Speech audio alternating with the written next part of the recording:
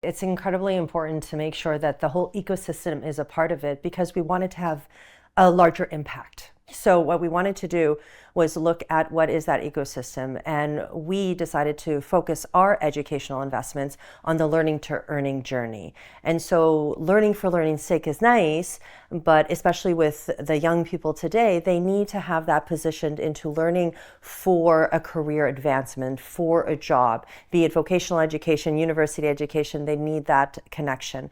And so our framework, learning to earning for us, is not just another slogan, it's really the framework from which we work. And so what that means is we brought together the corporates, we brought together the private sector, the universities. So we work with AWS, we work with the big corporations, the private sector, and we work with universities like American University of Beirut and Khalifa University.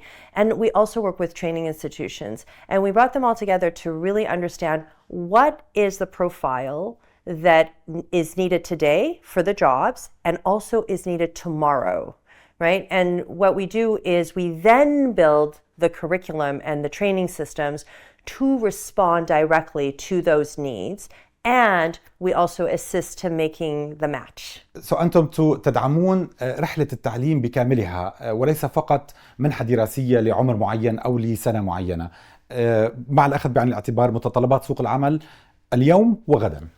Absolutely. And so what we wanted to do was make sure that we were supporting institutions to really do better. And so that's why we're working with so many universities. We work across 10 universities in the country and outside the country. We work with the different institutions to really bolster them so that they can become more strategic and more sustainable. And that's our philanthropic capital, being sustainable beyond the first grant, to make sure that there's impact beyond that. And we really wanted to assure that we understood the ecosystem better and understood what was happening. So we partnered with various partners, including Cornerstone. And so our partnership with Cornerstone runs through 45 terabytes of data daily to help us appreciate what is the labor market need, what is out there. So yes, we have the direct connections, but we also have an oversight, and we use AI to help us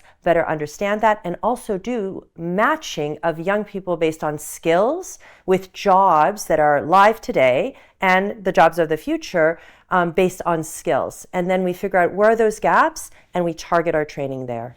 لقد تعهدتم بدعم بمليار و100 مليون دولار، وهو ما يجعلكم الاستثمار الأكبر الخاص في التعليم في المنطقة العربية. لكن نتكلم عن العائد على هذا الاستثمار من الناحية الاقتصادية ومن الناحية الاجتماعية. لا نهمل الناحية الاجتماعية أو الأهمية الاجتماعية للاستثمار في العمل الخيري، لكن ماذا عن الناحية الاقتصادية أو الأثر الاقتصادي، إن كان التأثير على معدلات العمل أو على زيادة رواتب المتقدمين أو حتى على الاقتصاد بشكل عام؟ So the way the الغرير philanthropy works, it's a particular model, and it's a strategic model that is run on business operational models. So the الغرير family and His Excellency Abdullah الغرير really treats me like any of his other CEOs. We have the same cadence of meetings, KPIs, and returns that need to be spoken to. So every investment that is made needs to have a justification and a business proposition to it. But in our case, the philanthropic capital that gets invested needs to have a outcome, not just an output. So some philanthropic capital looks at, well, how many trainings did I do? And that's the metric. In our case, that is an activity metric for us. How many trainings did we get done? How many certifications? Once they've graduated, how many times have they been placed in a job? 6 months later, do they still have that job? Are they generating revenue? Have they had a career advancement of some sort? That's the outcomes metrics that we have. And we have, depending on the program, anywhere between a 65 to 85% employment success rate. And we're really proud of that because we do a lot of work to make sure that happens. When you have that kind of impact, especially at scale, what happens is, and I can give you a really concrete example, we have a young woman in Jordan in a poverty pocket. After going through one of our programs, she is now making 8 times the average salary of a Jordanian, and she never had to leave her community. She's an example to the community. Other young women in the community are now in our programs, and she's doing that because we've placed her in our gig economy program, where she actually has a contract with the States. We have other examples of young individuals who have contracts with France on different corporates that are part of our network. And so it's really interesting to see when young people have that opportunity, they start to generate revenue, they start to spend in their communities, and they start to build. And then if they build their own businesses, they actually employ other people. And so that lifts the economy of that community, lifting the economy and generating more and more money throughout to be spent and to be built. And that lifts the entire economy. We actually do localize a lot. And I think the power of our particular approach is the localization. So if you go to any corporate, they want to localize to the local market to be able to be successful. We do the same thing. We go in and we co-create. And some areas, especially the more vulnerable areas, need more hand-holding. They need hand-holding into the job, how to interview, all of those transferable power skills about interviewing, about how to do your CV, how to present yourself, how to go in, so that they can be successful. Even if they have the technical knowledge, they need all of that other professional knowledge. We do a lot of that, and we follow up. We also work with the corporates to support them to bring in more vulnerable community actors into there. So, for example, we ask them to, open the doors to refugees and see how that is a talent pool that is untapped for them, perhaps. And that has been very successful as well. من أحد استراتيجياتكم التركيز على التعليم المبني على الذكاء الاصطناعي. كيف تضمنون أن لا يترك هذا أحدا من الفئات الأقل دخلا بعيدا عن سكة التعليم أو بعيدا عن أهدافكم في تعليمهم جميعا؟ It definitely is a concern that we deal with every day. The reality is, especially with the advent of the technology that's coming, what we have is a rapidly changing work world. And if we don't bring up the youth into this digital upskilling world, then we're going to lose that pipeline and those opportunities for them. There are the realities on the ground in more vulnerable areas, and we work with different actors and different partners to make sure that we can reach those vulnerable populations with models that work for them. And we do make sure that we have a platform that can enable them to find those jobs, and we work with various actors to do that. هل لديكم أي شراكات مع القطاع الخاص أو تعاون مع مؤسسات القطاع الخاص الخيرية المختصة بالعمل الخيري؟ وكيف تقنعونهم أو كيف تسوقون بأن الأثر الاقتصادي للتعليم هو معادل إذا لم يكن أهم من الأثر الاجتماعي للتعليم؟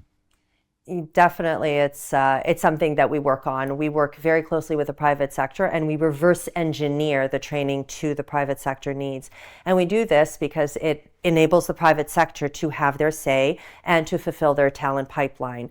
This is really important because any corporate will tell you one of the biggest issues that they have is finding the right talent for the right moment. And so what we try and do is enable that. And Masara al-Ghurair, our AI-enabled platform, actually does that at scale using AI at the skills level. So we have partners like Amazon Web Services, we have partners like Deliveroo, we have partners like Inception AI from G42 working very, very closely with us. Likewise, we have the training and we work very closely with the youth to bring everybody onto this one platform so that we can enable that match at the level where the corporates are actually desperate to fill their own gaps. And so they are seeing that this is an investment that fulfills their future needs, not just their immediate needs, and does so in a way that is so evidence-based and data-based that they feel very confident. إلى جانب عملك في مؤسسة عبدالله الغرير، أنت تديرين صندوق الغرير لمساعدة اللاجئين تعليميا خصوصا في لبنان والأردن.